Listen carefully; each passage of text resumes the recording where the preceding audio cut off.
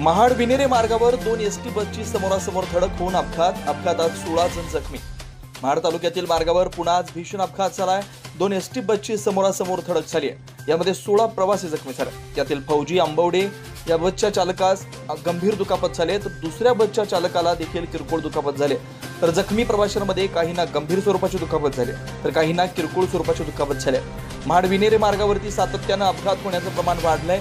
या मार्गावर सातत्याने छोटे मोठे अपघात होण्याचं प्रमाण वाढलेलं पाहायला मिळत आहे। हे होणारे अपघात रस्त्यावर टाकलेल्या अतिप्रमाणात टाकलेल्या डांबरीकरणामुळे मार्ग गुळगुळीत होऊन रस्त्यावर ब्रेक न लागल्यानं हे अपघात होण्याचं प्रमाण वाढत असल्याचं निदर्शनास येत आहे।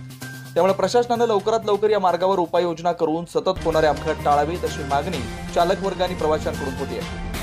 रायगड जिल्ह्यातील महाड तालुक्यामधील विनेरे राज्य महामार्गावरती आज पुन्हा एसटी महामंडळाच्या 2 एसट्या समोरासमोर येऊन अपघात झाला। यामध्ये जवळपास 16 प्रवासी जखमी झालेमध्ये आहेत, तर एका एसटीचा ड्रायव्हर आहे हा गंभीररित्या जखमी झालाय।